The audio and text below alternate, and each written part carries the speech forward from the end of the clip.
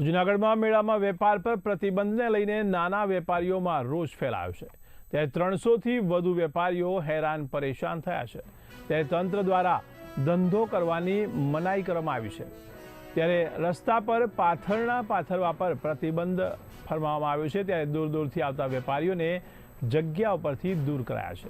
તો વર્ષોથી એક જ જગ્યાએ ધંધો કરતા વેપારીઓ હવે મુશ્કેલીમાં મુકાયા છે।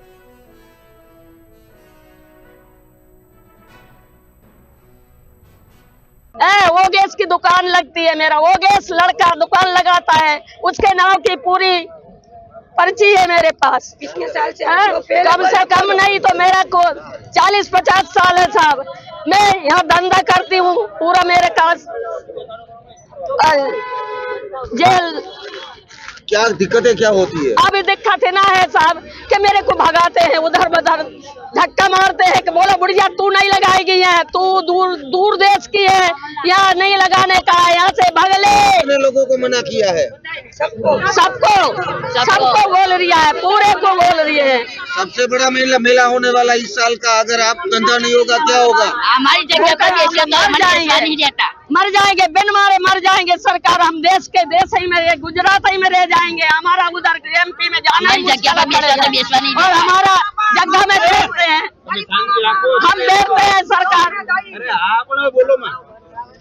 हम અમે અહીં ધંધો કરવા આવ્યા છીએ સાહેબ, તો અમને કોઈ બેહવા દેતા નથી, લબાસા ફેરવાવે છે, અહીંથી અહીં લઈ જાવ ને અહીંથી અહીં લઈ જાવ ને હડિયાહડી કરાવે છે, વ્યાજમાં રૂપિયા લઈને માલ ભર્યો છે। અમે અત્યારે અમે અહીં 5 દિવસથી હેરાન થઈએ, છોકરા લઈને ભૂખ્યા તરસ્યા ને અત્યારે અમને કોઈ બેહવા દેતા નથી। તો સાહેબ અમે વ્યાજમાં રૂપિયા લઈને માલ ભર્યો છે ને અત્યારે અમને બેહવા ન દી, તો અમારે પછી ક્યાં જવાનું, અમારે શું કરવાનું, કેમ કરીને એને રૂપિયા દેવાના?